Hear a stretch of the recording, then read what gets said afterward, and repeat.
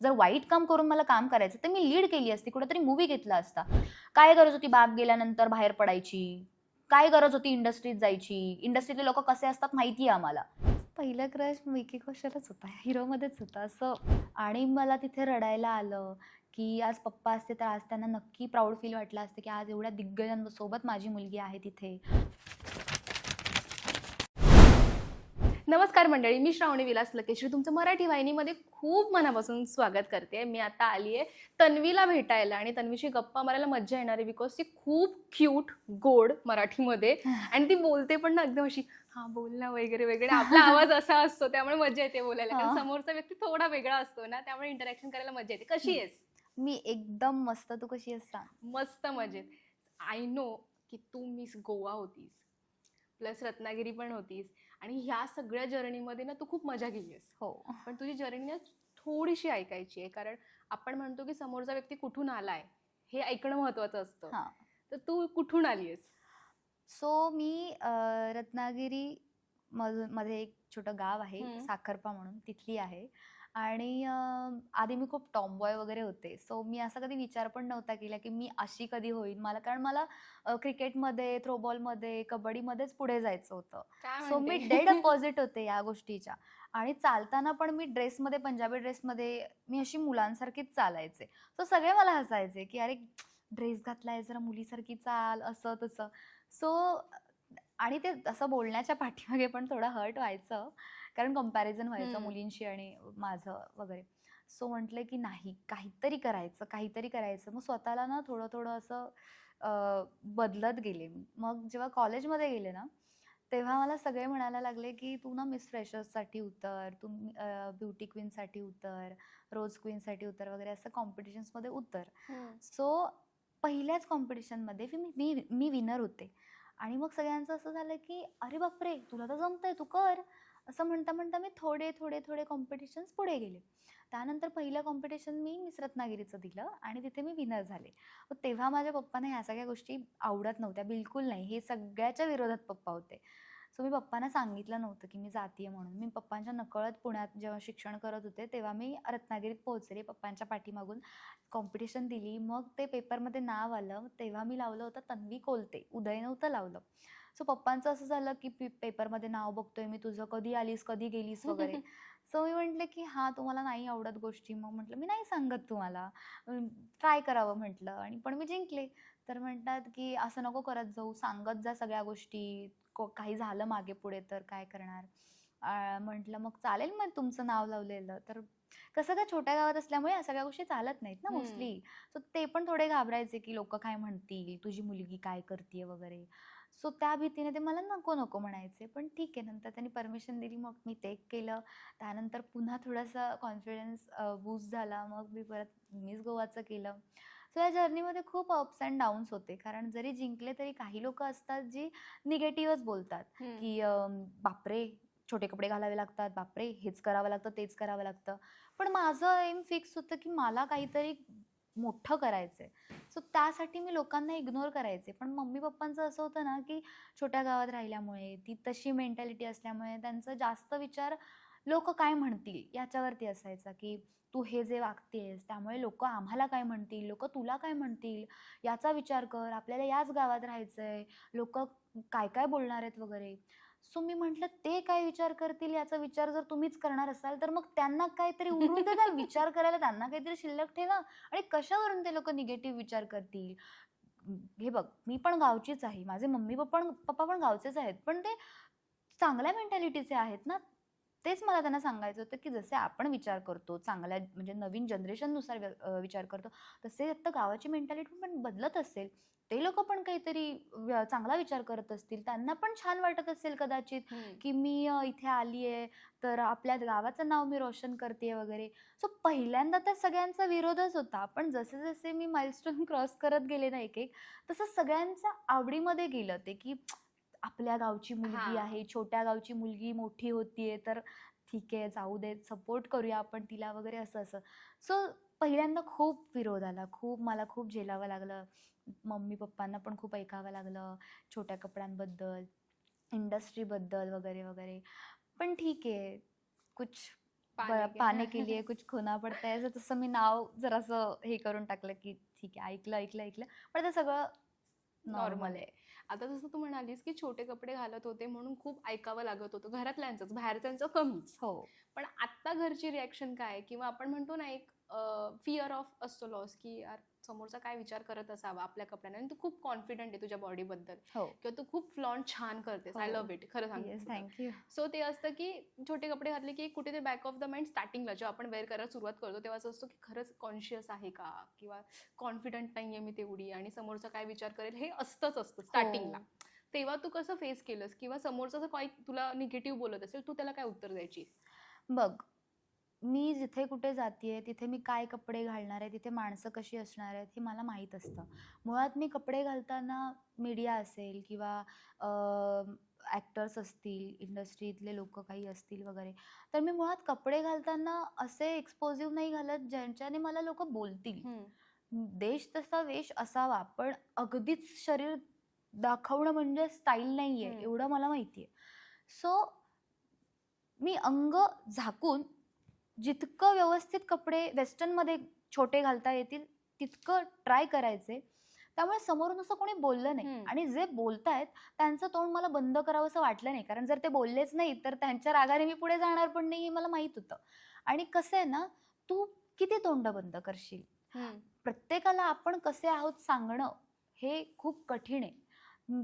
मला माहितीये तू जर पिवळा चष्मा लावलायस तर तुला मी आता पिवळी दिसते, राईट? तू जर लाल लावलास तर मी तुला लालच दिसणार आहे. सो मी तुला नाही, तुझं माइंड नाही चेंज करू शकत. जर तुला वाटते की मी कॅरेक्टरलेस आहे किंवा मी तशीच आहे, कुस्की आहे किंवा गेलेली केस आहे, असं जर तुला माहिती वाटतंय तर मी तुला कितीही सांगितलं नाही ग मी अशी नाहीये, कपड्यांवरती काय कोणाचं कॅरेक्टर असतं, डोंट जज a book by it's cover. आपण हे म्हणतो, मग मी तुला नाही सांगू शकत अगं मी कपडे घातले पण मी चांगली आहे, तसे कपडे जरी घातले तरी मी चांगली आहे, मी साडी घातली तरी मी कुस्की आहे, मी कसं सांगणार तुला? अंग भरून कपडे घातले म्हणजे माणूस चांगलं, देवाचं नाव घेतलं म्हणून माणूस चांगलं, आणि छोटे कपडे घातले म्हणून माणूस कॅरेक्टरलेस किंवा नालायकच आहे असं नाही होत. सो मी तुला नाही प्रूव्ह करू शकत की मी नेमकी कोण आहे. मला माहित आहे मी कोण आहे, काय आहे आणि मी काय करते. माझ्या मम्मीला माहित आहे. माझं विश्वच ते आहे की माझ्या मम्मीला मी सगळं सांगितलंय ना, मग मला कोणाला सांगायची गरज नाहीये. माझं जे काही मी घालते, काय करते, मीडिया थ्रू मम्मीपर्यंत पोहोचतं की आजच्या या इव्हेंटला हिने हे घातलं होतं. सो असं कधी वेळ नाही आली की मला हा विचार करावा लागेल की समोरचे लोक काय म्हणतील. आणि जरी आली वेळ, कारण बघ तू किती चांगली आहेस हे मला काय घेणं देणं आहे, तू किती वाईट आहेस हेच मला लोकांना सांगायचंय ना, कारण मी चांगली आहे लोकांना कळलं पाहिजे की बघ बघ ही तर अशी आहे, बघ बघितलं का. लोकांचं हेच असतं, तू किती चांगली आहेस याच हे मॅटर नाही करत, तू कुठे चुकतेस आणि कुठे निगेटिव्ह आहेस हेच लोकांना दाखवायचं असतं. सो मी त्याचा एवढा विचार नाही करत बसत की जाऊ देत, ज्यांना बोलायचंय ते बोलतील, मला कोणाची तोंड बंद नाही करायची. एक दिवस नक्की येईल ज्या दिवशी मी तोंड बंद न करता त्यांची आपोआप तोंड बंद होऊन जातील. नक्की. हा, आणि असं आहे, मी याच्यावरती बिलीव्ह करते, कितीही कोणी मला कितीही वाईट बोलू देत, त्यांच्याकडे काही प्रूफ आहे का दाखवायला, किंवा असेलही त्याच्याने मी वाईट नाही होत ग.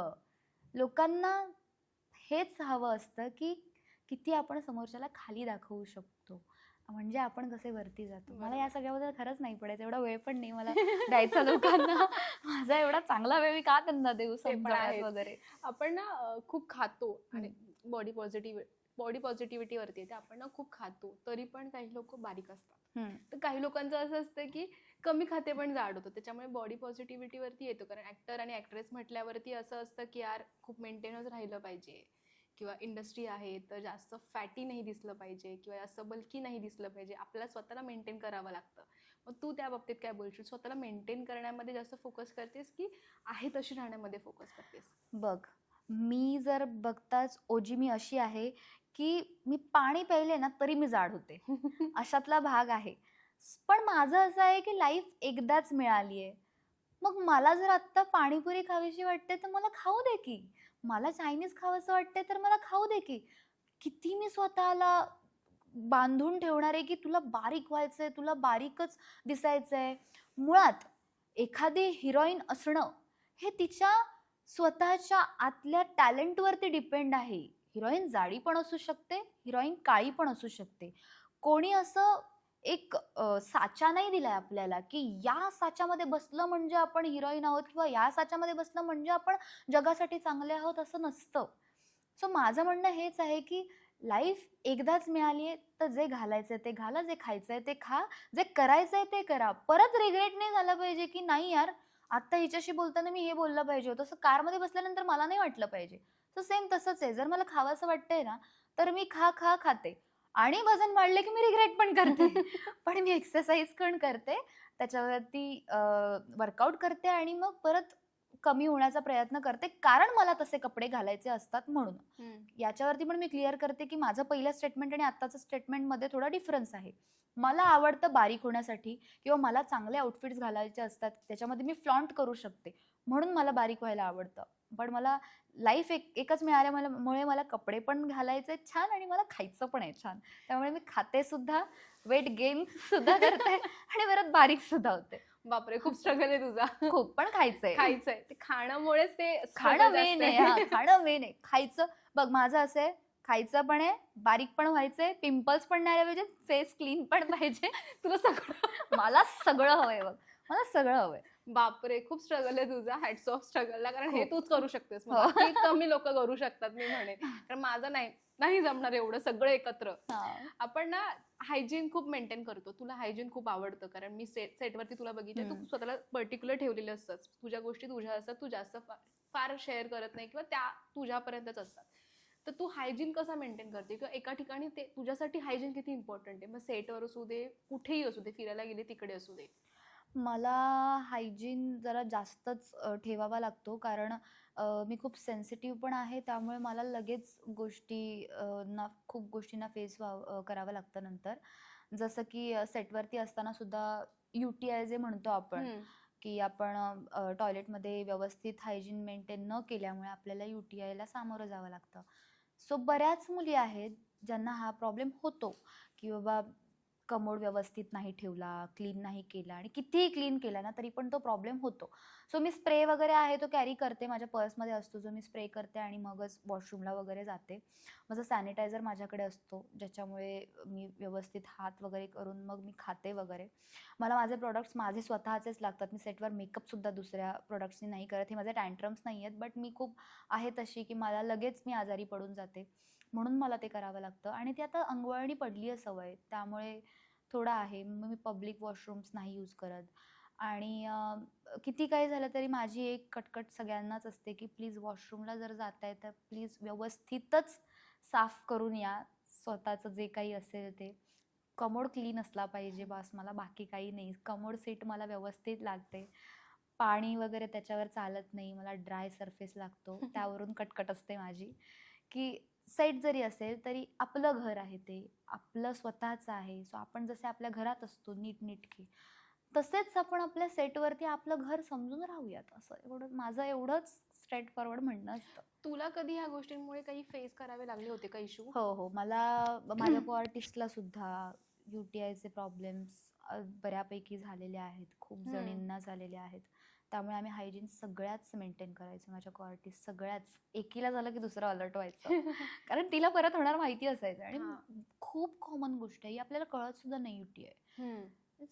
नॉर्मल सुद्धा आहे ती गोष्ट, but hygiene is very important. आणि त्यांनी खूप जास्त गोष्टी नंतर कॉम्प्लिकेटेड होतात आणि नंतर लक्ष द्यावं लागेल.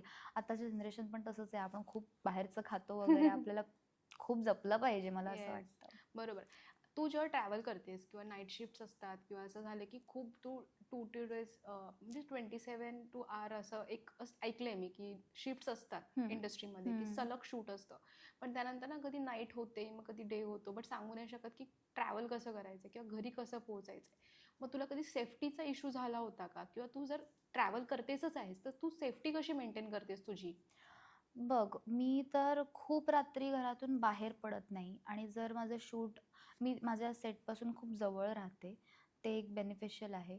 प्लस प्रोडक्शनमध्ये आमच्याकडे एक माणूस तर कायम असायचा जोपर्यंत मुली बाहेर पडत नाहीत तोपर्यंत. हे एक चांगलं होतं माझ्या सेटवरती, की मुलगी व्यवस्थित आपली बाहेर पडली पाहिजे तोपर्यंत ते थांबतात. सो मी माझी कार घेऊन बाहेर पडायची. मग विदिन 5 मिनिट्समध्ये माझं घर येतं. त्यामुळे तसं काही हे नाही झालं, मला त्रास नाही झाला.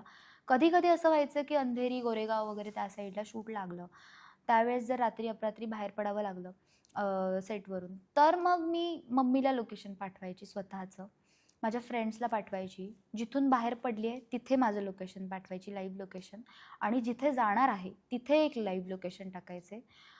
अशाच पद्धतीने सेफ्टी प्रिकॉशन्स घेतल्यात मी. परत माझ्या बॅगमध्ये अजूनसुद्धा म्हणजे पेपर स्प्रे असतो किंवा माझा डिओ असतो, ज्याचा स्प्रे जास्त होतो परफ्यूमचा, तो एक कॅरी मी करते. आणि आता आपण मॉलमध्ये वगैरे जातो, सो आपण चाकू वगैरे काही कॅरी नाही करू शकत. पण मला खूप सवय होती, जेव्हा मी सेट टू घरी जाते किंवा मी कॅबनी जाते कुठेही, पुण्यात असेल किंवा अजून कुठे जायचं असेल, तर मला सवय आहे की मी ड्रायव्हरच्या पाठीमागेच बरोबर बसते. कारण काही झालं तर त्याचा पहिला गळा दाबेन मी. आणि कॅबने जाणार असेल तर पहिलं बघते मी चाइल्ड लॉक लावलंय का त्यांनी, कारण ते लावलं तर मग आपण किती काही झालं तरी खूप मुश्किल होऊन जाईल, आपण बाहेरच नाही पडू शकत. शक्यतो ट्राय करायचं की रिक्षाने जावं, मुलींनी रात्रीचं असेल तर रिक्षाने जावं, उडी मारता येते पटकन, कांगावा करता येतो की मला वाचवा, मला वाचवा. असं कोणासोबत होऊ नये, दुश्मनासोबत पण होऊ नये. बट हो, म्हणजे आपलं लाईव्ह लोकेशनपासून सगळं आपण टाकावं, पेपर स्प्रे ठेवावा, चाकू ठेवू शकत नसलो तरी सुद्धा. आणि मला असं त्रासातून जाऊ नाही लागलं, पण ठीक आहे, असं ह्या गोष्टी लक्षात ठेवाव्यात सगळ्यांनी. जेव्हा आपण ट्रॅव्हल करतो तेव्हा तू म्हणालीस की पाठी बसावं, कधी असं झालंय का की तुला खूप अनसेफ फील झालंय बट सुखरूप तू घरी पोहोचली? अगं काय झालं, एकदा मी कॅबने जात होते आणि तो ड्रायव्हर ना एकदा थांबला मध्ये, आणि तिथे आजूबाजूला कोणीच नव्हतं. ओके. कोणीच नव्हतं ना, पुढे काही गाड्या दिसतात ना पाठी, आणि पूर्ण हायवेचा एरिया होता आणि काहीच असा सोर्स नाही. आणि काय झालं, माझ्याकडूनच चुकलं, ते लॉक आहे ना असं आपण ओपन करून मग अनलॉक करतो ना, त्याला जायचं होतं वॉशरूमला. तर त्याने काही सांगितलंच नाही की मॅडम 2 मिनिटं थांबा, मी वॉशरूमला जातो. तो उतरला, दरवाजा लावला, मग ती गाडी लॉकच होती माझ्या पाठीमागून, कारण त्याने स्वतःच फक्त ओपन केलं होतं.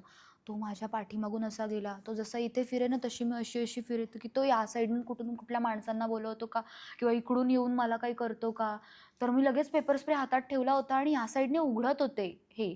आणि तेवढा पटकन नंबर लक्षात येत नाही ग पोलिसांचा, कुठला डाईल करायचा वगैरे, तिथपर्यंत नव्हते घाबरले, पण काहीतरी करेल म्हणून घाबरले होते. लगेच मी माझ्या फ्रेंडला फोन लावून ठेवला होता, म्हटलं फोन चालू ठेव, आणि लोकेशन तर मी तसंही टाकते सगळ्यांना, फोन चालू ठेव. जसं मी पटकन ते उघडलं ना दरवाजा, मी उघडून उभी राहिले बाहेर. ओके. आणि आजूबाजूला बघतीये की बाबा गाड्या असतील तर गाड्यांच्या आजूबाजूलाच कुठेतरी अशी थांबेन किंवा हात दाखवेन पटकन की मी अनसेफ आहे आत्ता वगैरे म्हणून. पण मी गाडीतून बाहेर उतरले, थांबून राहिले, आणि मग तो थोड्या वेळाने आला तिथे. म्हटलं किधर गए थे? तो ते मॅडम वो वॉशरूम जाना था इसलिए गए थे. तो बोल के जाना था ना भाई, हार्ट अटॅक आला असता मला थोड्या वेळासाठी की भाई माझ्यासोबत काय होतंय म्हणून. मला मम्मीचे शब्द लक्षात यायला लागले की अशी रात्रीची फिरत नको जाऊ, कळणार नाही तुला कधी कोण तुझ्यासोबत काय करेल, जास्त शायनिंग नाही मारायची, झाशीची राणी नाही बनायचं कायम असं बोलायची मम्मी. मला सगळं आठवायला लागलं, मम्मी तू खरोखर बोलायचीस, मम्मी मी अडकले, मम्मी आता माझ्यासोबत काहीतरी होणार आहे, मम्मी वाचव मला, असं व्हायला लागलं माझ्यासोबत.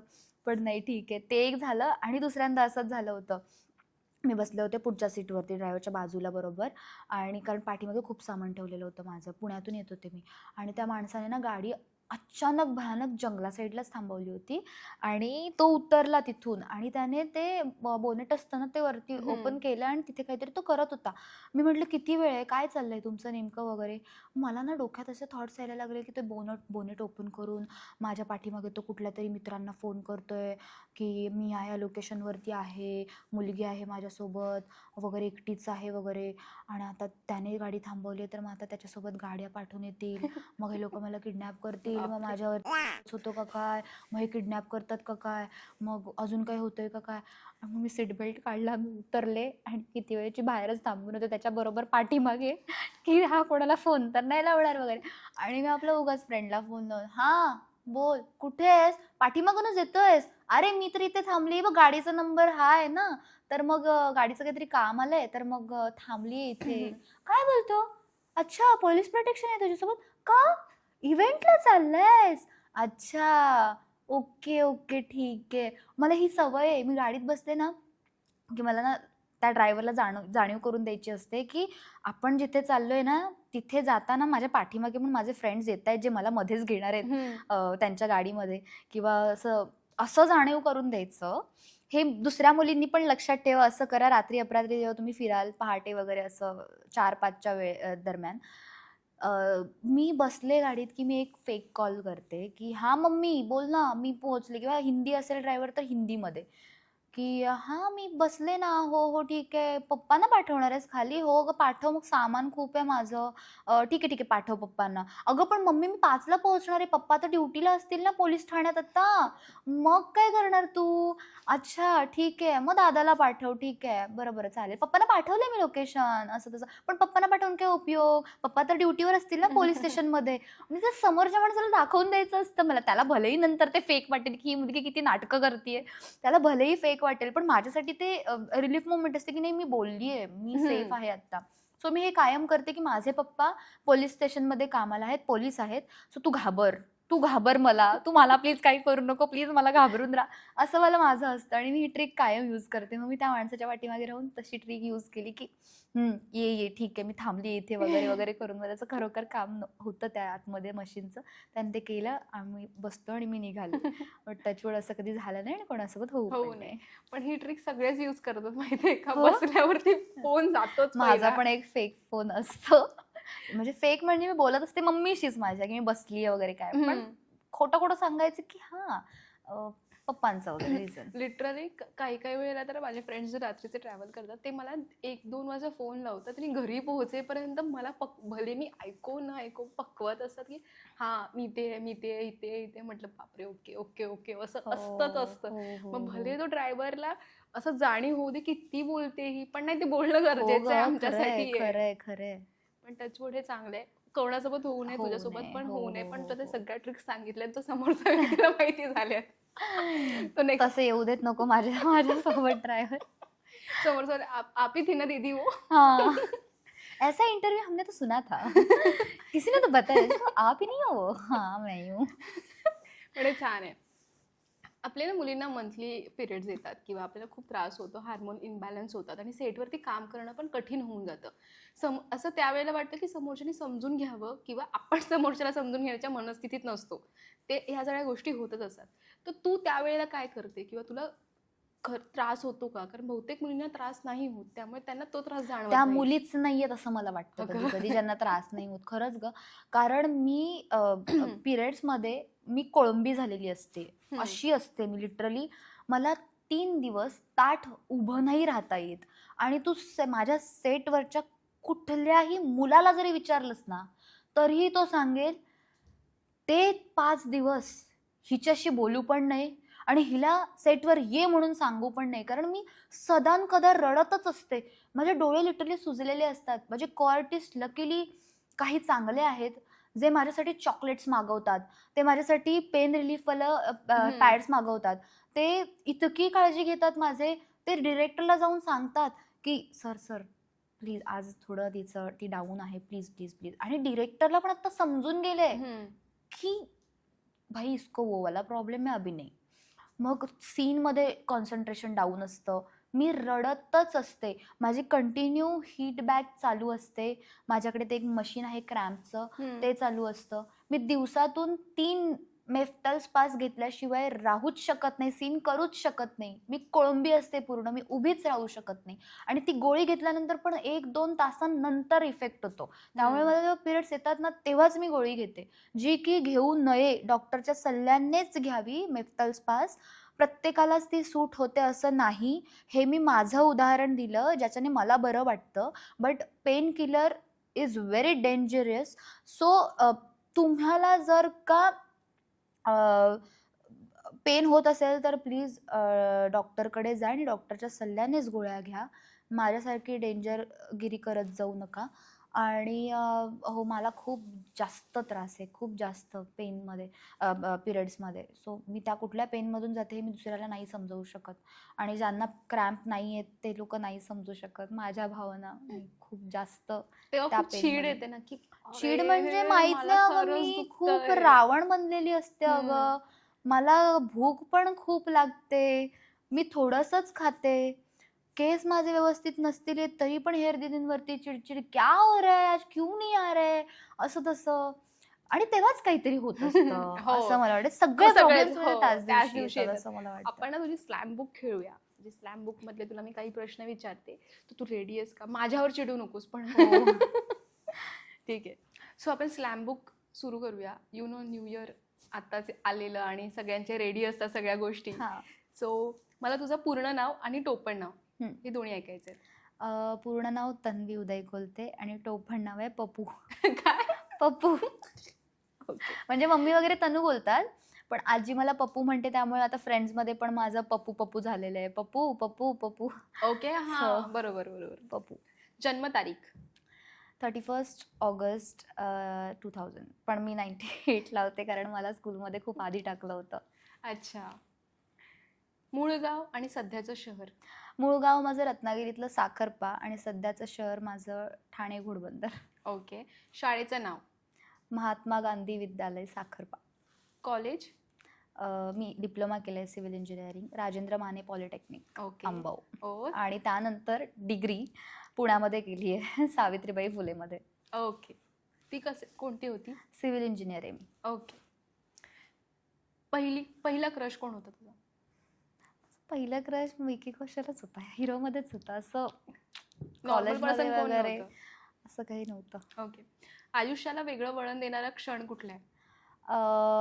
जेव्हा माझे पप्पा गेले त्यानंतर मला दुनियादारी कळली, लोकांचे खरे चेहरे कळले, लोक कशी असतात ते कळलं, आपले कोण आणि परके कोण हे कळलं.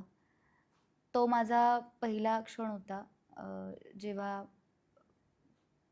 मला सगळंच बऱ्यापैकी समजून गेलं. ओके. आजवर कोणालाही न सांगितलेली गोष्ट एखादी तुझ्याबद्दलची.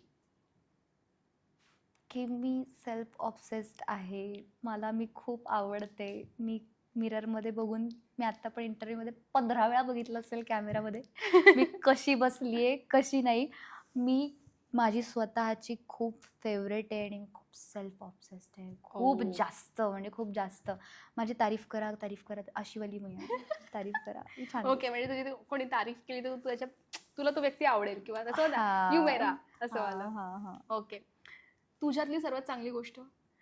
की मी स्ट्रेट फॉरवर्ड आहे. जर मला राग आला तर राग आला, नाही आला तर नाही आला. एखाद्यावरती प्रेम व्यक्त करायचे तर मी करते.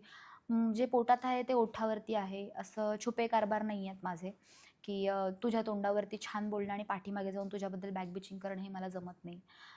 त्यामुळे ही माझी चांगली क्वालिटी आहे. जे मी आहे ते मी लोकांना समोर दाखवून देते, की बघ बाई मी अशी आहे. ओके. तुझ्यातली एक अशी सवय जी तुला बदलायची आहे? माझा राग. ओके. तुझ्यातलीच तुला न आवडणारी एखादी गोष्ट? माझा राग. ओके. तुझं प्रेरणास्थान कोण आहे? माझे पप्पा. ओके. आवडता अभिनेता? रितेश देशमुख. ओके. आवडती अभिनेत्री? अमृता खानविलकर. आवडता सिनेमा? सैराट. ओके. आवडती वेब सिरीज? आवडती वेब सिरीज मी हिंदीमध्ये आहे, फॅमिली मॅन. ओके. आणि मिसमॅच पण आहे हिंदीमध्ये. हां. आवडतं गाणं? आवडतं गाणं सैराट झालं जी. ओके.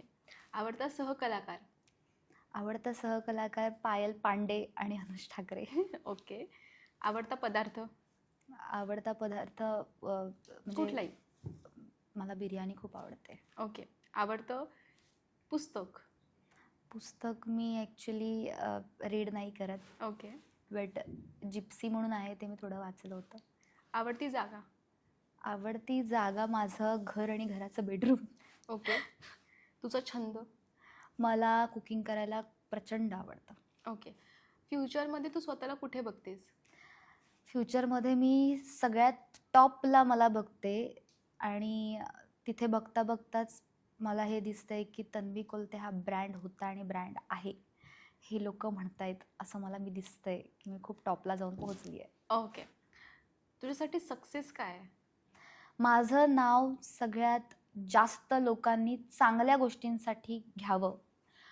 मी फेमस असण्यापेक्षा लोकांसाठी मी किती चांगली आहे स्वभावाने, नॉट फेमने, की मी खूप गाजली आहे, फेम मिळालं आहे वगैरे, अशा रीतीने माझं नाव काढण्यापेक्षा मी लोकांना किती मदत केली आहे, की मी लोकांना किती समजून घेते आहे, किंवा मी माझ्या मनाने किती चांगली आहे, हे जरी लोकांना कळतं आणि त्यानुसार लोक माझं नाव घेत आहेत, की नाही ही मुलगी आहे जी खूप चांगली आहे, नाव काढलं, अशा पद्धतीने मला खूप आवडेल लोकांनी माझं नाव काढलेलं. नाईस. तुझ्यासाठी खास असलेली एखादी व्यक्ती? माझी आजी, म्हणजे माझं बाळ आहे छोटं. ती खरंच 90 वर्षांची आहे, पण ती माझं बाळ आहे, बाळ. तिला अगं बाई. ती मेमरी नाही एवढी तिची, त्या सगळ्या गोष्टी बोट धरूनच सगळं सांगावं लागतं वगैरे. सो माझी आजीच माझ्यासाठी. एक वाक्य जे तुला डिफाईन करतंय. धाकड गर्ल. ओके. मला ही धाकड गर्ल कुठेतरी जाते असं ऐकू आलंय. अशी खबर कानांपर्यंत लांबून लांबून आली आहे. पण ती खबर खरी आहे का? ती गोष्ट खरी आहे का की तू बिग बॉस मध्ये जातेस? हो, ही गोष्ट खरी आहे की मी बिग बॉस मध्ये जातीये. ओके. बघू आता Let's see पुढे काय होतंय. किती एक्साइटेड आहेस? एक्सायटेड तर खूप आहे, नर्वस पण आहे, कारण मी इतके महिने वगैरे कुठे राहिली नाही आहे एकटं, आजीला सोडून वगैरे. सो नर्वस पण आहे, पण हां एक्सायटेड आहे, कारण मला रील म्हणून लोकांनी बघितले, रील कॅरेक्टर माझं बघितलं आहे, पण आता लोक मला रिअलमध्ये ओळखतील. मी निगेटिव्ह शेड्स केल्यात, त्यामुळे लोक माझा राग करत असतील कदाचित, बट मला आता 150 कॅमेऱ्यांसमोर जर लोक बघणार आहेत छान पद्धतीने, तर त्यांचं मत परिवर्तन होईल की हां ही चांगली आहे वगैरे, आणि जितकं माझ्याकडून होईल तितकं मी रिअल माझी साईड दाखवण्याचा प्रयत्न करेन. सो मी एक्सायटेड आहे की तन्वी कोण आहे हे लोकांना दाखवण्यासाठी. काही स्ट्रॅटर्जीज केल्या आहेत का, किंवा काही विचार केलाय की अशी वागेन, असं राहीन, किंवा काय रिॲक्ट करायचं असेल, कोण काय बोलवर कसं बोलेन, काही ठरवलंयस का? नाही, मी तसं काही ठरवलं नाही आहे, कारण जे मी ठरवते ते कधी आयुष्यात होत नाही. आत्ता पण मी इथे टायमिंगवरती येईन ठरवलं होतं, पण तरी पण मी लेट झाली आहे. सो मला असं वाटतं ठरवून काही होणार नाही आहे. मी जशी आहे तशी मी तिथे राहिले तरीसुद्धा चालण्यासारखं आहे. स्ट्रॅटेजी वगैरे फार उपयोगी पडेल असं मला वाटत नाही, कारण प्रत्येक माणूस वेगवेगळा असतो, आणि मला वाटतं की समोरचा जसा वागेल तशीच त्याला सडेतोड उत्तर देईन मी, एवढंच मला माहिती आहे. हां, मला माझ्यावरती संस्कार असे आहेत की आपल्यापेक्षा मोठ्यांना डिसरिस्पेक्ट नाही करायचं, आणि आपल्यापेक्षा कमी लोकांना पण डिसरिस्पेक्ट नाही करायचं. जितकं होईल तितकं मी रिस्पेक्टफुल वागणूक देईन. पण बिग बॉस हा असा शो आहे जिथे आपण इक्वल लेवलनी येतो. लाईक जर कोणी TRP वाला माणूस असेल आणि जो अगदीच ग्राउंड लेवलनी वरती आलेला असेल, माझ्यासाठी दोन्ही सारखे असतील. माझ्यासाठी मी आणि ते हे एकाच तराजूमध्ये मोजले जाणारे आहेत. त्यामुळे मला असं नाही वाटत की मी त्यांच्यामध्ये काय म्हणतात ते Comparison. पार्शलिटी करेन की याला वेगळं आणि त्याला वेगळं. नाही, इक्वली आहोत. सो इक्वलीच सगळं, बाथरूम वगैरे जे काही असेल, ड्युटीज असतील प्रत्येकासाठी सारख्या आहेत. कोणाला 7 स्टार ट्रीटमेंट आणि कोणाला 3 स्टार ट्रीटमेंट, 5 स्टार ट्रीटमेंट मिळणार नाही आहे. माझ्याकडून सगळ्यांना ट्रीटमेंट सारखीच मिळणार. हां, पण मी कोणाला डिसरिस्पेक्ट नाही करणार किंवा कोणाच्या पर्सनल गोष्टी नाही करणार. ते Okay. माझ्या नाही आहे याच्यामध्ये. म्हणजे Rules आता मध्ये तू नाही. म्हणालीस की बाथरूम असू दे किंवा काही असू दे, मी सगळे कामं करायला रेडी आहे. तर तू सगळी कामं करशील का, किंवा तुझ्यावर जी जबाबदारी येईल की तू परिपूर्ण पार पाडशील का? जसं मी तुला पहिल्याच स्टेटमेंटमध्ये म्हटले की मला हायजीन लागतं. सो मी माझं पहिलं स्टेटमेंट होतं की आपण जिथे काम करतो तिथे आपण आपल्या घरासारखंच राहावं, आपलं घरच समजावं. सो मी सुद्धा तिथे माझं घरच त्याला समजणार आहे आणि त्यानुसारच वागणार आहे. आणि म्हणजे दुसरे लोकांना पण तेच सांगणं असेल माझं की बाकी गेम आपला कंटिन्यू ठेवू, फक्त घराला घरासारखंच ठेवू. बाकी आपली दुश्मनी कंटिन्यू असेल, फक्त घराला घरासारखं ठेवू. हा, म्हणजे आता ते घरच तसं आहे की दुश्मनी तर होते, भल्या भल्यांना गार करणार ते घर आहे. सो दुश्मनी पुढे राहील, पण खाणं पिणं आणि हायजीन, घर व्यवस्थित ठेवणं, इथे आपण सगळे व्यवस्थित काम करूया. ओके. सो तू म्हणालीस की तुला खूप राग येतो, तर तू किती रागावर कंट्रोल करणार आहेस? रागाचा कंट्रोल मी नाही सांगू शकत. काय होऊ शकतं तिथे खरंच नाही माहिती. रागावरती माझा तसा फार कंट्रोल नाहीये. पण मी मध्ये माझी पातळी नाही सोडणार. मी पर्सनल वार नाही करणार. जे तिथे होईल त्यावरती मी नक्की बोलेन. जे चुकीचं असेल तिथे पण मी नक्की बोलेन. अं, रागावरती फार कंट्रोल करावा लागेल मला. पण ठीक आहे, म्हणजे जे नाही पटत आहे ते बोलणं योग्यच आहे. कशाला मी माझा राग मनात ठेवून राहू आणि स्वतःला त्रास करून घेऊ. जे आहे ते बोलणार. जे चुकीचं होतंय त्याच्यावरती पण बोलणार. जे चुकीचं नसेल तर शांत राहणार. माझ्याकडून चूक झाली ते पहिली सॉरी बोलणार. माझ्याकडून चूक झाली नसेल आणि कोणी ॲलिगेशन लावलं तर मग मी नाही सोडणार. ओके. आपण आता बिग बॉसच्या घरात जातो, पण तिकडे सुद्धा काही गोष्टी अशा मेंटली खूप त्रास देणाऱ्या असतात आणि आपल्या खऱ्या आयुष्यात सुद्धा मेंटली खूप त्रास देणाऱ्या असतात आणि त्यामुळे आपल्याला एन्झायटी, पॅनिक अटॅक्स किंवा काहीतरी खूप सॅड वाटतं. त्यावेळेला तू काय करतेस? पॅनिक अटॅक्स म्हण, डिप्रेशन म्हण किंवा एन्झायटी वगैरे म्हण, मी खूप आयुष्यात याच्यातून गेली आहे. पण आता मी त्याला असं नाव देते की हे सगळं मूर्खपणा होता. हे सगळं माझ्यासोबत नव्हतं झालं. तेव्हा मी त्या गोष्टींना असं बघत होते की हे तर डिप्रेशन आहे, एन्झायटी आहे वगैरे वगैरे. सो एकाच वर्षामध्ये माझे पप्पा गेले. माझा जो डॉग होता तो सुद्धा गेला आणि खूप गोष्टी माझ्यासोबत अशा झाल्या ज्याच्यामध्ये माझी थिंकिंग अशी झाली होती की माझ्या जो कॉन्टॅक्टमध्ये असतो किंवा मी ज्याच्यावरती प्रेम करते ती लोकं मला सोडून जातात. सो मग आपल्याजवळ कोणाला येऊ न देणे, ट्रस्ट इश्यूज होणं किंवा आपण कितीही स्वतःचा 100% एखाद्यासाठी दिला तरी पण समोरचा व्यक्ती आपल्याला सोडून जातो. मैत्रीण असेल तरीही, म्हणजे मैत्रिणीसाठी जर मी 100% देते माझा, तिची एखादी गुड न्यूज मला कळते आणि मी जर तिच्यासाठी एक्साइटमेंटमध्ये काहीतरी करते पण तशीच माझी काहीतरी गुड न्यूज कळल्यानंतर किंवा तसंच काहीतरी माझं ब्लास्ट कळल्यानंतर समोरून मला काहीच येत नाहीये. सो तिथे माझं ट्रस्ट इश्यूज होतात. तिथे मला स्वतःला असं वाटायला लागतं की मी स्वतःचा 100% मूर्खांसारखी लोकांना देतेय, त्यांचा विचार करतेय, पण माझ्यासाठी कोणीच अवेलेबल नाही राहत. माझ्यासाठी कोणीच तसे एफर्ट्स घेत नाही की मी त्यांच्यासाठी किती स्पेशल आहे. सो मग या गोष्टींमुळे मी खचत जायचे. मग ओव्हर थिंकिंग वाढली, मग एन्झायटी की माझं कोणीच नाहीये या जगात, कोणीच नाहीये या जगात. मी का जगतेय? का माझ्यासोबत हे सगळं होतं? सगळं वाईट व्हायचं ते माझ्यावरतीच होतं. म्हणजे मी काय देवाची पंचिंग बॅग आहे का? की देवाला जे सगळं काही वाईट करायचं होतं ते माझ्यासोबतच करतो आणि सगळ्यांना चांगलं करतो वगैरे. सो हे जे थिंकिंग होतं ना, ते आता मी काढून टाकलं. कारण मी लोकांना आता जवळच नाही करत. कारण त्या पाठीमागे बऱ्याच गोष्टी घडल्यात. मी माझा 100% देणं आणि लोकांनी मला टेकिंग फॉर ग्रँटेड घेऊन मला लाथाडणं, या सगळ्या गोष्टी झाल्यामुळे मी आत्ता इतकी कणखर आणि स्ट्रॉंग बनली आहे की मला लोकच नको आहेत आयुष्यात. म्हणजे हे बोलताना स्टेटमेंट खूप सोपं आहे, ऐकताना पण खूप सोपं आहे, बट मी जे फेस केलंय ना, हे दुश्मनाने पण नाही फेस केलं पाहिजे. या गोष्टीतून नाही गेलं पाहिजे. कारण जेव्हा आपल्याला असं वाटतं ना की आपण एखाद्यावरती खूप जीव लावतोय, लाईक तू असशील, मी तुझ्यावरती खूप जीव लावेन, तुझ्या बाजूनेच विचार करेन की अरे नाही, हिच्यासाठी आता हे करेन ते करेन. जर तुझी परिस्थिती नाही आहे तर मी तुझ्यासाठी खूप माझा जीव घालवेन की नाही यार, ही अफोर्ड नाही करू शकत, मी मला घेते तर मी तुला घेईन. मी कधीच पैशांसाठी समोरच्याला डावलत नाही. सगळ्या बाजूने जर विचार करून जर समोरचा माणूस माझ्यासाठीच काही करत नसेल, म्हणजे तू विचार नाही करणार, पण मी असे कित्येक बर्थडेज माझे एकटीनेच घरात घालवलेत. माझा बर्थडेच सेलिब्रेट नाही झालाय. तू माझ्या Instagramवरती माझी गेल्या वर्षीचं बर्थडेची पोस्ट सोडलीस तर एकही बर्थडे माझा सेलिब्रेट झालेला तुला दिसणार नाही.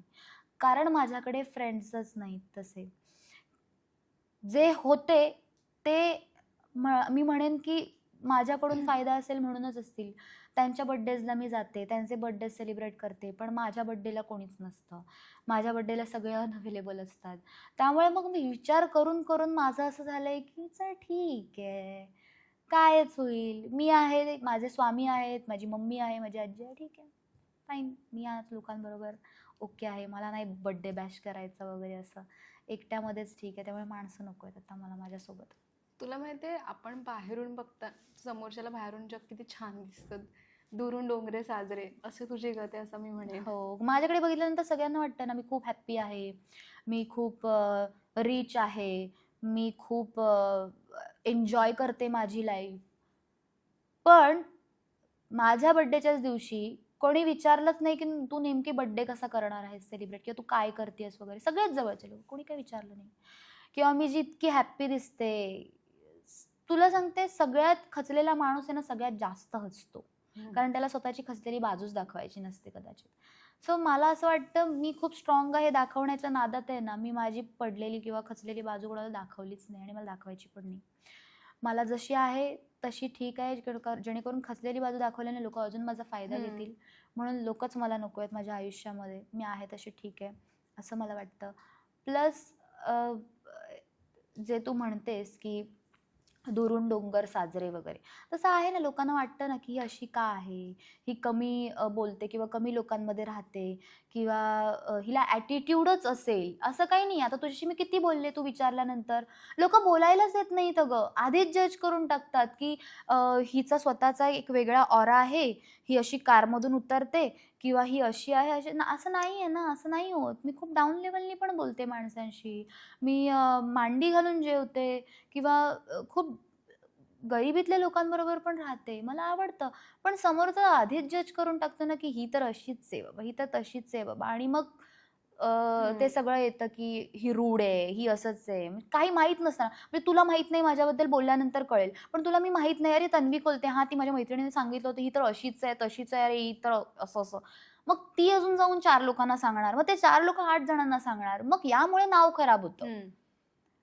त्यापेक्षा तुम्ही एवढं करण्यापेक्षा माझ्याकडे या, माझ्याशी बोला, माझ्याशी गप्पा मारा. मी सगळं करते अगं. मी सगळ्यांचं सगळं करून दुनिया बघून गप्प बसलेली मुलगी आहे की मला आता कोणी नको, मला आता बस झालं, असं आहे. चालेल. ऐकून खरंच वाईटही वाटलं आणि चांगलंही वाटलं की ठीक आहे, तू मूव्ह ऑन तर केलंस ॲटलीस्ट, आयुष्यामध्ये पुढे जातेस. सो छान वाटते गप्पा मारून. पण मला तुझ्याबद्दल, तुझ्याच तोडून एखादं तुझ्याबद्दल रुमर ऐकायचं आहे की ते खूप फनी आणि असं नाही मी अशी नाही आहे.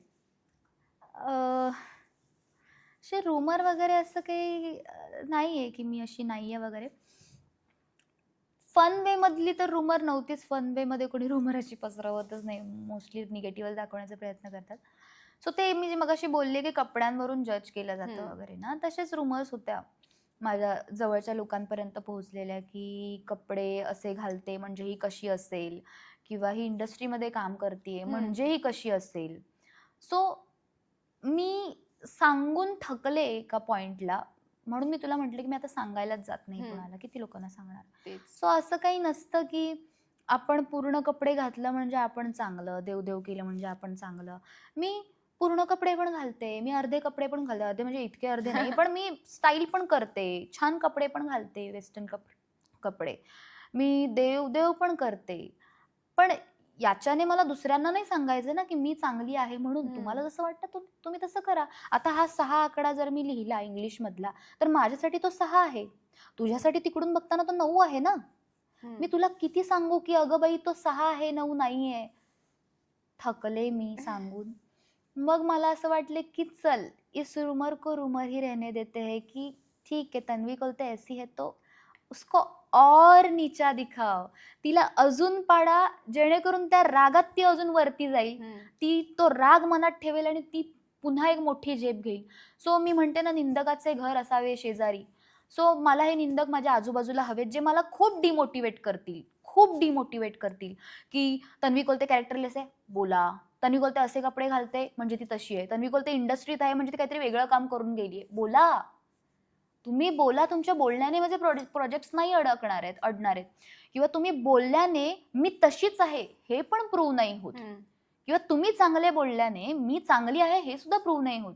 तुम्ही बोला ना छान मला की ही मस्तच आहे, छानच आहे, सगळ्यांची रिस्पेक्ट करते, हे करते ते करते. मला आतून माहिती आहे ना, मी इंटरव्ह्यूसाठी किती फेक बोलेन, आतून मी अशी आहे, डिसरिस्पेक्ट करते सगळ्यांना, चांगलं तोंडावर बोलते आणि पाठीमागून सगळ्यांना कोलते, असं नाहीये ना. जे मी आहे ते मी आहे, मला तुम्हाला नाही सांगायचं. तुम्हाला जर विश्वास ठेवू वाटला तर ठेवा, मला माझ्यावर प्रेम करावं असं वाटलं तर करा, पण मी जी आहे ती आहे. ओके. तुझ्या आयुष्यातला किंवा लास्ट इयर, आता 2025 मधला असा कुठला एक मोमेंट होता की जेव्हा तू खूप अशी डिमोटिवेट झालेली किंवा तुझ्यासाठी सॅड मोमेंट होता तो, असं काही होतं का गेल्या वर्षीमध्ये किंवा तुझ्या आयुष्यामध्ये? मला ना, मी काम करताना असं बरेच वेळा झालंय की मला येत नाही काही. मी म्हणजे कुठून आणलं रे हिला, कशाला आणलं रे हिला, अशा टाईपमध्ये बोलणं व्हायचं की हिच्यापेक्षा पण अजून छान आर्टिस्ट मिळाली असती वगैरे वगैरे. सो मला ते खूप डिमोटिवेट वाटायचं माझ्यासाठी की सी मी कास्ट झाले म्हणजे माझ्यामध्ये काहीतरी आहे म्हणून मी कास्ट झाले. मी थोडी भीक मागायला गेले होते, की मला घ्या, घ्या, घ्या. कास्ट झाले म्हणजे काहीतरी टॅलेंट आहे. प्रत्येकामध्ये टॅलेंट आहे. आज तू इथे बसतेस, तुझ्याकडे काहीतरी टॅलेंट आहे. आज मी इथे बसले, माझ्यामध्ये काहीतरी टॅलेंट आहे. हे इथे आहे, त्यांच्यामध्ये पण काहीतरी टॅलेंट आहे. सी कोणी भीक मागून काम नाही मिळवत. सो सारखं तेच म्हणणं, की "अरे इसको कुछ नहीं आता. अरे हिला काही येत नाही यार. अरे अरे हिच्यापेक्षा दुसरीकडून कोणीतरी आणलास तरी किधर से मंगवाया रे इसको" वगैरे, वगैरे. ते जे सारखं बोलणं असायचं त्याच्यात मी खूप मोटिवेट झालेले. तेव्हाच ॲक्चुअली मी निर्णय घेतला होता, की मी खूप चुकीच्या जागी काम करते, जिथे मला मोटिवेशनच नाही आहे, जिथे मला सारखं सगळ्यांमध्ये खूप कमी लेखलं जातं, की कारण मी सगळ्यात छोटी होते, इंडस्ट्रीमध्ये नवीन होते. सो मी अशी मला असं वाटायचं मी टार्गेटच आहे सगळ्यांचं. आवजव म्हणजे टपली मारा असं असं वालं होतं. सो ते खूप मला डिमोटिवेट व्हायचं आणि मला असं बोललं गेलं होतं, की "तू तू वेस्ट आहेस. You are waste. कचरा आहेस तू, कचरा. तू जे करतेस नाही, ते तुला कळतच नाहीये. तू असं करायला हवंस जिथे जे तुला आवडतं. सो तू ठरव तुला काय करायचंय ते." मला असं झालं मी ठरवलंय मला काय करायचंय ते म्हणून मी इथे आहे ना. मी ठरवलंच आहे की मला ॲक्टिंग करायची म्हणून मी इथे आली आहे. सो तुम्ही नाही मला सांगू शकत मी कोण आहे आणि काय आहे ते. त्या दिवशी मी फायनल ठरवलं की इथे माझी जागा नाही आहे. इथे माझी जागा कचरा म्हणून आहे. सो मला इथून बाहेर पडावं लागेल आणि या कचऱ्याचा जो मला धब्बा लागलाय तो काढावा लागेल आणि मला माझ्यासाठी फाईट करावं लागेल. सो मी नक्कीच त्यांना दाखवून देईल की मी काही कचरा नव्हते ना मी कचरा आहे. मी कोण आहे मी लवकरच तुम्हाला कळेल आणि कुठल्याच व्यक्तीला किती पाण्यात बघावं हे आपलं स्वतःला कळलं पाहिजे. आपण कितीही उंचाचा शिखर गाठला तरी समोरच्या व्यक्तीला किती पाण्यात बघितलं पाहिजे हे आपल्याला समज असावी आणि असं कुठल्याच माणसाला बोलू नये. ॲक्टरला बोलावं न बोलावं विषय वेगळाच आहे. तुम्ही स्पॉट दादांना सुद्धा नाही कचरा बोलू शकत. तुम्ही कचरा उचलणाऱ्या माणसाला सुद्धा कचरा नाही बोलू शकत. कारण ते कचरा साफ करतायत. ते चांगलं काम करतायत. आपण कचरा करणारी लोकं आहोत. सो दुसऱ्याकडे पॉइंट करताना ना 4 बोटं पहिली आपल्याकडे बघावीत. आहेत ती. सो कधीच कोणाला कमी लेखू नये. कारण कमी लेखणाऱ्या व्यक्तीला ना इतकं ते हर्ट होतं आणि मग तो स्वतःमध्ये इतकं बघ त्याच्यामध्ये मी डिमोटिवेट पण झाली असते. जी मी म्हटलं डिमोटिवेटवाली मुव्हमेंट होती. पण मी तिथून उठले. माझ्या स्वतःसाठी स्टँड घेतला आणि मी बाहेर पडले त्यातून. सो ठीक आहे माझ्यासाठी चांगली गोष्ट झाली. पण काही लोकं डिमोटिवेट होऊ शकतात. ज्यांच्यामध्ये स्पिरिट नाहीये बोलायचे, ज्यांच्यामध्ये गट्स नाहीयेत ते लोकं नाही बोलू शकत. मी सगळाच विचार करून एका पॉइंटला थकले आणि म्हटले, की नाही मला आवाज उठवावाच लागेल किंवा मला माझा स्वतःचा स्टँड घ्यावा लागेल. असं म्हणून मी बाजूला झाले. बट खरं सांगू तर हे लीड, कॅरेक्टर, TRP वाला माणूस, त्याच्यापेक्षा खालचं माणूस अशी ट्रीटमेंट नाही द्यावी कोणीच कोणाला. ही फॅमिली आहे. फॅमिलीसारखं ट्रीट करा. कारण फक्त लीडमुळे सिरियल नाही चालू शकत गं. कॅरेक्टर्समुळे सिरियल चालवावी पण लागते ना. कॅरेक्टर्स फिलर्स आहेत ना. तुम्हाला जर का सीन दिलाय की हिला हाताला धरून घराबाहेर काढा, कानाखाली मारा किंवा हिने चोरी केली किंवा ही भांडली म्हणून मी माझ्या भांडणामुळे किंवा माझ्या एका ॲलिगेशनमुळे लीड रडतीये आणि तिला सिम्पती मिळतीये. म्हणून ती लोकांपर्यंत पोहोचतीये. लीड आणि कॅरेक्टर काहीच नाहीये ग. मी असं म्हणत नाहीये की मी लीडला कमी पण लेखत नाहीये. पण जे मी फेस केलंय ना की लीड म्हणजे लीड इनको इधर बिठा चलो हे नाही करायचं. सगळ्यांना सारखी ट्रीटमेंट द्या ना असं मला म्हणायचं. बाकी ओके. बाकी सगळं ओके. ओके छान वाटलं गप्पा मारून आय नो. बट मला आता तू एवढं डिमोटिवेट झाली त्याच्यातून मोटिवेट झालीस ते सांगितलं. सो तुझी एक छोटी हॅपी मोमेंट सांग. कुठली होती तुझ्यासाठी? माझ्यासाठी हॅपी मोमेंट ही होती की पहिल्यांदाच पदार्पण करून मला नॉमिनेशन मिळालं होतं आणि तिथेच मी स्वतःला प्रूव्ह केलं होतं. कारण मी ज्यांच्यासोबत मला जे नॉमिनेशन मिळालं होतं कॅरेक्टरसाठी ते खूप दिग्गज कलाकार होते आणि त्यातून मला मिळेल अवॉर्ड हे मी एक्सपेक्ट नव्हतं केलं. भलेही नाही मिळाला अवॉर्ड मला, बट मी त्या लोकांसोबत तो प्लॅटफॉर्म शेअर केला, तो स्टेज शेअर केला आणि मला तिथे रडायला आलं की आज पप्पा असते तर आज त्यांना नक्की प्राऊड फील वाटलं असतं की आज एवढ्या दिग्गजांसोबत माझी मुलगी आहे तिथे. सो ती एक माझी हॅपी मोमेंट होती की हां, मी करून दाखवलं. मी तिथपर्यंत पोहोचले.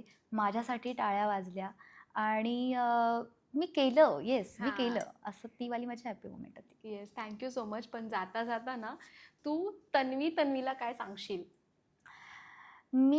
मला असं सांगेन की 2020 पर्यंतची जी मी होते, हळव्या मनाची आणि हे जे काही मी एकदम लाऊडली आत्ता सगळ्यांबद्दल बोलले, ही मी आधी नव्हते. मी खूप विचार करायचे. जर मी असं बोलले तर मग समोरच्या माणसाला किती वाईट वाटेल, समोरचा माणूस मला काय बोलेल किंवा या एका स्टेटमेंटमुळे मी किती नाती तोडेन आणि किती लोकं माझ्या या स्टेटमेंटला उचलून मलाच बोलतील, टार्गेट करतील, मला ट्रोल करतील, माझ्याबद्दल निगेटिव्ह बोलतील, माझ्या काही गोष्टी उकरून काढतील, याचा विचार करणारी मी होते. पण 2020 मध्ये माझे पप्पा गेल्यानंतर मला इतकी नाती समजलीत माझी खरी माणसं कळलीत, मुखवटे लावलेले चेहरे कळले. नंतर कळलं की आपण त्यांना स्ट्रेट फॉरवर्ड जरी बोललो आणि जरी नाही बोललो, तरी त्यांची मतं ही सेमच आहेत. मग अशा लोकांना आपण किती शुगर कोट करून ठेवायचं. सो आपल्याला आयुष्यात कधीतरी स्वतःचा स्टँड हा घ्यावाच लागतो आणि तू किती दिवस सगळ्यांचं ऐकशील गं. एक दिवस असा येतो की तू थकतेस सगळ्या गोष्टींनी. आणि मला ना, मी बोलले डिप्रेशनमध्ये होते वगैरे, आता मी नाही म्हणणार मी डिप्रेशनमध्ये होते. मला एका पॉइंटला अशा गोष्टींनी घेरलं होतं ना की मी खूप विचार करायचे की हे असेच का वागतात माझ्याशी. तर मी गरिबीतून पण खूप गेली आहे. खूप गरिबीतले दिवस बघितलेत मी पप्पांच्या राज्यात. म्हणजे पप्पांनी पण खूप बघितलेत. पप्पांना रडवलेलं सुद्धा आहे अशा लोकांनी. सो ते बघत बघत मी आत्ता जी आहे, बोलते मी तन्वी कोलते ब्रँड आहे, कारण मी स्वतःला घडवलं. मी त्या गरिबीत नाही खेळत राहिले. जर मी गावातल्या लोकांची मेंटॅलिटी चेंज करून इथपर्यंत नसते आले, जसं त्यांचं म्हणणं होतं काही लोकांचं. मला माहित नाही माझ्या गावातल्या कोणी हे स्टेटमेंट पास केलंय, पण माझ्या कानावरती हे स्टेटमेंट आलंय की काय गरज होती बाप गेल्यानंतर बाहेर पडायची, काय गरज होती इंडस्ट्रीत जायची, इंडस्ट्रीतले लोक कसे असतात माहिती आहे आम्हाला. सो हे स्टेटमेंट तुम्ही नाही करू शकत. बेसिकली मी काय केलंय तिथून इथपर्यंत येण्यासाठी हे मला माहिती आहे. सगळेच जण वाईट कामं करून नाही जात. जर वाईट काम करायचंच असेल ना, तर मी लीड केली असती. जर वाईट काम करून मला काम करायचं तर मी लीड केली असती, कुठेतरी मूवी घेतला असता. पण मग मी छोटी छोटी कामं का करते जर वाईट काम करायचंय तर? याचा अर्थ मी टॅलेंटने पुढे जाते ना. हा कोणी नॉर्मल विचार करतच नाहीये ग. प्रत्येकाला निगेटिव्हच विचार करायचा आहे. सो मी त्याच्यातून जेव्हा बाहेर पडले, गावामधून ही मेंटॅलिटी नाकारत, आणि मी आता जी घडलीये वगैरे ना, सो मला असं वाटतं की मी स्वतःला घडवलं त्या 4 लोकांमुळे. त्यांची मेंटॅलिटी चेंज करत करत. सो पहिल्यांदाची मी आणि आत्ताची मी याच्यामध्ये मी माझ्या पप्पांना थँक्यू म्हणेन.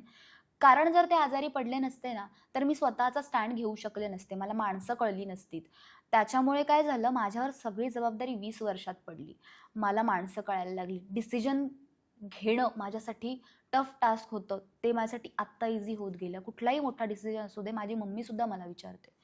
सो 25व्या वर्षी आता जर मी खूप स्ट्रेट फॉरवर्ड बोलते किंवा मी इतकं बोलतेय, याच्या पाठीमागे ओव्हर कॉन्फिडन्स बिलकुल नाहीये. याच्या पाठीमागे माझ्या पाठीवरती जी जबाबदारी पडली, जे डिसिजन्स मला घ्यावे लागले, ज्या डिसिजन्समुळे मला लोकांनी नावं ठेवलीत वगैरे ना, सो त्याच्यामुळे जी तन्वी घडली, सो त्या तन्वीला, आत्ताच्या तन्वीला मी थँक्यू म्हणेन की तू खरंच आत्ता जी आहेस ती योग्य आहेस. आणि त्यावाल्या तन्वीला मी टाटा बाय बाय कधीच केलंय. सो माझ्या पप्पांच्या एका या कंडिशनमुळे जो माझ्यामध्ये मतपरिवर्तन झालंय, माझं जे ट्रान्सफॉर्मेशन आहे, हे माझ्यातलं बेस्ट ट्रान्सफॉर्मेशन आहे. आणि या तन्वीला मला अजून अजून स्ट्रॉंग बनवायचंय आणि कधीच रडणार नाही आणि रडून लोकांना माझी बाजू सांगणार नाही. जितकं स्ट्रेट फॉरवर्ड बोलता येईल तितकं बोलेन आणि फेक लोकांना मी एंटरटेन करणार नाही, असं मी तुला नक्की सांगेन. आणि तुम्हाला ही तन्वी नक्की आवडेल जी नवीन आहे, असं मी आशा बाळगते. No words. Thank you so much. अशीच तू राहा स्ट्रेट फॉरवर्ड. तुला खूप सारी पॉझिटिव्हिटी आणि ऑल द बेस्ट आणि मेंटल पीस सगळ्यांकडून. So all the best. छान वाटलं गप्पा मारून. पण जाता जाता तू तुझ्या प्रेक्षकांना काय सांगशील? प्रेक्षकांना मी इतकंच सांगेन, तुम्ही माझ्या सिरियल कॅरेक्टर्सला प्रेम दिलं, तुम्ही निगेटिव्ह शेडला सुद्धा स्वीकारलं. मी निगेटिव्ह शेड करत असले तरी सुद्धा माझ्या आतमधली जी हळव्या मनाची तन्वी आहे, काय आहे हे तुम्हाला बघायला मिळालं नाहीये आणि मला तुम्हाला सांगायचं सुद्धा नाहीये की मी नेमकी कशी आहे. बट मला असं वाटतं की माझ्या स्ट्रेट फॉरवर्ड बोलण्याला तुम्ही ॲटिट्यूड समजू नका, इगो समजू नका. प्रत्येक माणूस हा आधीपासूनच तसा नसतो. त्याला परिस्थिती तसं बनवते. माझ्यावरती जी परिस्थिती आली, ज्या गोष्टींमुळे मला जे सामना करावा लागला, त्या गोष्टींमुळे कदाचित मी अशी आहे. जरी तिखट असले, मी जरी बोलायला कडू असले, तरी पण मी जी आतली आहे ना, आतून जी आहे, हे मला तुम्हाला बोलून नाही दाखवायचं. कारण जो गरजते है वो बरसते नहीं आणि जो बरसते है वो गरजते नहीं असं मला म्हणायचं आहे. अशा मताची मी आहे. सो मी माझ्या प्रत्येक वेळेस क्रियेतून दाखवते समोरच्याला की मी ही अशी आहे. परंतु माझ्या बोलण्यातूनच लोकं मला जज करतात. माझ्या ॲटिट्यूडलाच पकडतात, माझ्या इगोलाच पकडतात. माझ्यातली चांगली बाजू कधीच घेत नाहीत आणि हायलाईटला सुद्धा माझा इगो ॲटिट्यूड येतो कारण माझ्या नाकावरच राग आहे. सो माझ्या रागाकडे नका लक्ष देऊ तुम्ही जास्त. मी खूप प्रेमळ आहे. तुम्ही मला खूप प्रेम द्या. तुम्ही जितकं मला प्रेम द्याल त्याच्या 10 पट जास्तच मी तुम्हाला नक्की प्रेम देईन, याची गॅरंटी माझी आहे. सो आता मी जी जर्नी करणार आहे त्यामध्ये मला तुमच्या सगळ्यांची साथ हवी आहे आणि तुम्हाला मी तिखट वाटेन, पण मी तिखट नाही आहे. माझ्यातलं प्रेमसुद्धा तुम्हाला टप्प्याटप्प्याने दिसेल आणि मी ते दाखवायचा पण प्रयत्न करेन. सो जितकं होईल तितकं माझ्यावरती प्रेम करा आणि हो, मी एका छोट्या गावातून खूप मोठं स्वप्न घेऊन बाहेर पडली आहे. खूप बोलणी खाऊन बाहेर पडली आहे आणि मला माझं स्वप्न नक्की पूर्ण करायचं आहे. सो तुमच्याकडून जितकं होईल तितकं माझं स्वप्न पूर्ण करण्यासाठी मला खरंच सपोर्ट करा. मला तुमच्या सपोर्टची खरंच खूप गरज आहे आणि ज्या प्रकारे तुम्ही मला रील कॅरेक्टर्समध्ये प्रेम दिलंय, त्या प्रकारेच तुम्ही मला या रिअल तन्वीसाठी सुद्धा प्रेम आणि सपोर्ट द्याल अशी मी इच्छा व्यक्त करते तुमच्याकडे आणि हे नवीन वर्ष माझ्यासाठी सुखसमृद्धीचं असेल आणि खूप हॅपी असेल असं मी स्वतःला सुद्धा सांगते आणि तुम्हाला सुद्धा सांगते. सो प्लीज प्रेम द्या. सो तू इंजिनियर आहेस असं हो. तू बोललीस, पण मला हसायला आलं कारण लास्ट टाइम मी एकाला बोलली होती की सगळे आर्टिस्ट किंवा इंजिनियर असतात. ची यार, मी पण याच बाबतीत ट्रोल होते. जिकडे कुठे जाते ना सेटवरती वगैरे, तर असंच पटकन बोलले ना की हां मी सिव्हिल इंजिनियर. 1 मिनिट. एक तर पहिली गोष्ट जी खटकते की तू इंजिनियर आहेस. दुसरी गोष्ट, तू मुलगी असून सिव्हिल इंजिनियर आहेस. तू असं काय केलंस, तीर मारलंस की तू सिव्हिल इंजिनिअरिंग साठी गेलीस? हे सगळेच मला बोलतात. सगळेच. ना, पण खरंच हसण्यासारखं होतं कारण सगळेच इंजिनियर कसे असू शकतात. बरं ठीक आहे, आता आहेस तर ओके, पण ते civil engineering cut to opposite field का तू चूज केली? प्लस तू डिग्री घेतलीस, म्हणजे तुझं ते माझ्याकडे इंजिनिअरिंग, माझं लायसन्स पण. सो ते का तू चेंज केलं? कारण एवढं चांगलं फील्ड होती ती आणि एवढ्या चांगल्या ऑपॉर्च्युनिटी होत्या आणि प्लस तिथे फर्म जॉब असतो, तुला पेमेंट चांगला असतो. कट टू इथे पर डे 3 महिन्यानंतर पेमेंट, ते पण मिळतं नाही मिळत अशा हो. गोष्टींमध्ये. मला म्हणजे असं लहानपणापासून खूप आवड होती टीव्ही वगैरे वरती जे सगळ्यांना वाव मिळायचा, टाळ्या वाजायच्या सगळ्या लहान मुलींसाठी. कारण तेव्हा जेव्हा मी लहान होते ना, तेव्हा डान्स इंडिया डान्स, सारेगमप वगैरे सगळं असायचं. आणि जेव्हा माझी जॉईंट फॅमिली आहे आणि सगळे आम्ही एकत्र टीव्ही बघायला बसायचो. सो सगळेजण त्या मुलींसाठी टाळ्या वाजवायचे वगैरे. सो मला नाही ते इतकं छान वाटायचं. काका, काकी, पप्पा, मम्मी सगळे त्यांच्यासाठी टाळ्या वाजवायचे ना. तर मी म्हणायचे की नाही, एक दिवस मी पण टीव्हीमध्ये जाईल ना, तर माझी पण सगळे असेच कौतुक करणार, सगळे माझ्यासाठी असंच बोलणार. मग फक्त माझं घर नाही, मग सगळेच लोक बघणार. तर मी मम्मीला सारखं विचारायचे की ना टीव्ही मध्ये कसं जातात? तर मम्मी म्हणायची की ज्यांच्याकडे मोठा टीव्ही असतो ना ते तिकडे जातात. सो मी मम्मीला म्हणायची, मम्मी कधी जाणार? म्हणते आपल्याकडे जेव्हा मोठा टीव्ही येईल ना तेव्हा जाणार. मग तेव्हा आमचा छोटा टीव्ही होता, तो बॉक्सवाला असतो ना तसावाला.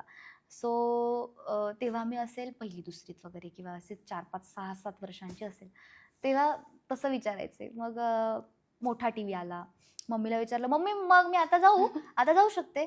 तर मी म्हणते, नाही गं, याच्यातून कशी जाणार? आता तू मोठी झालीस ना, याच्यापेक्षा मोठा टीव्ही लागणार. सो मग मोठा टीव्ही येईपर्यंत मला कळून चुकलं की मम्मी आपल्याला वेडं बनवते. तर मग मम्मीला म्हटलं की मला कळलंय आता कसं काय करतात ते. मग मी हळूहळू इकडे तिकडे चौकशी केली, मग कळलं ही खूप मोठी प्रोसेस आहे. इंडस्ट्रीमध्ये येणं म्हणजे खूप अशी हलकी गोष्ट नाही आहे, खाऊची गोष्ट नाही आहे.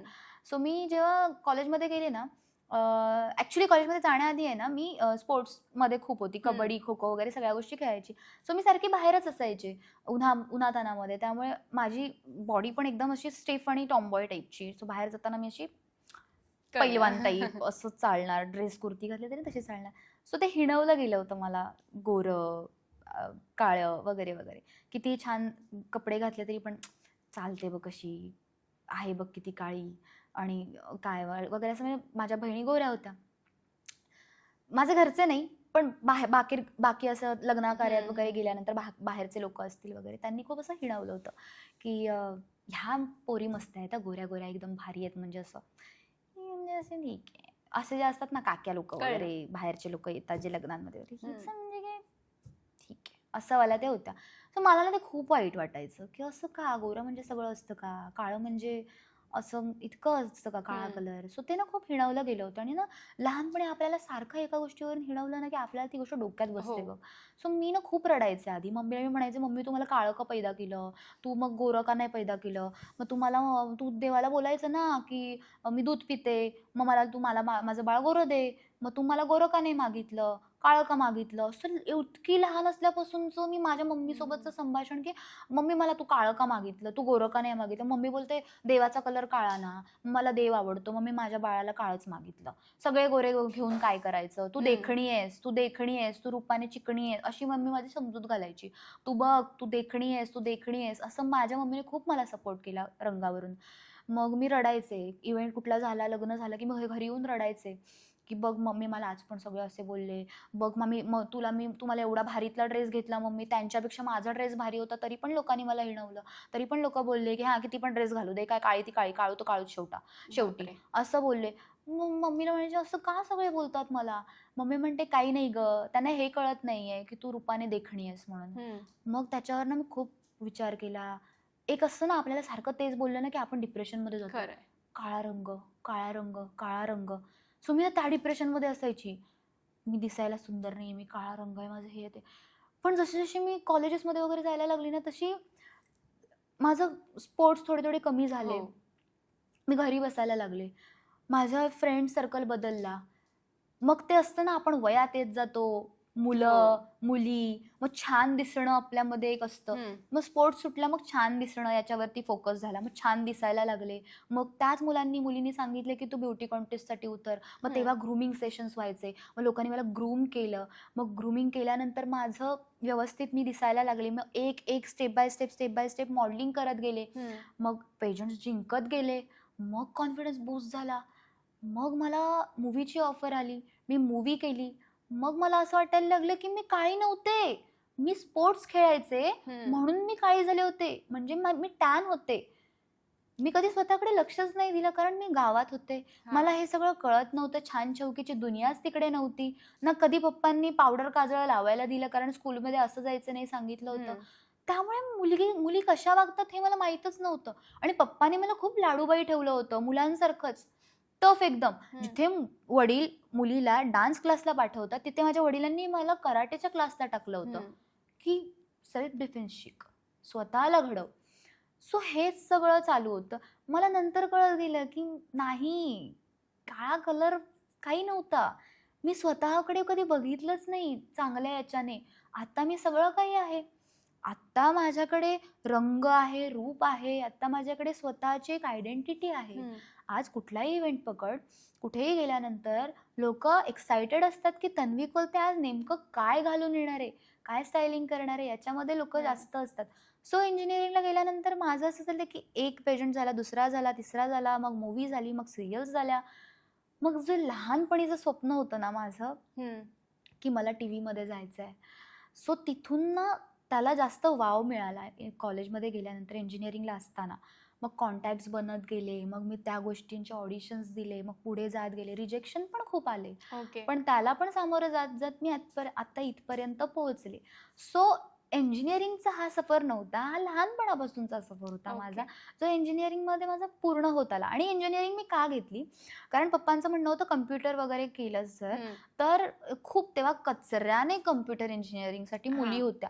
सो पप्पांचं म्हणणं होतं की तू अशा ठिकाणी जा जिथे मुली जास्त नाहीये. सो एक मेकॅनिकल आणि दुसरं सिव्हिल. ओके. सो माझे काका वगैरे आहेत ना, ते असं सरपंच वगैरे आणि तसे असल्यामुळे ना, त्यांचं काकांचं किंवा माझ्या दादाचं असं म्हणणं होतं की तनू ऐक, तू एक काम कर, तू सिव्हिलला जा, जेणेकरून लायसन्स येईल, मग तुला आपण रोडचे कॉन्ट्रॅक्ट्स किंवा ब्रिजचे कॉन्ट्रॅक्ट्स असतील आपण ते देऊ, मग तू अशी मस्त बिझनेस वुमेन होशील वगैरे, असं त्यांचं दाखवलेली स्वप्न होती. हां. पण मला माहिती होतं तुम्ही मला कुठेही टाका, मी जाणार तर तिकडेच आहे. हे सेट होतं माझं.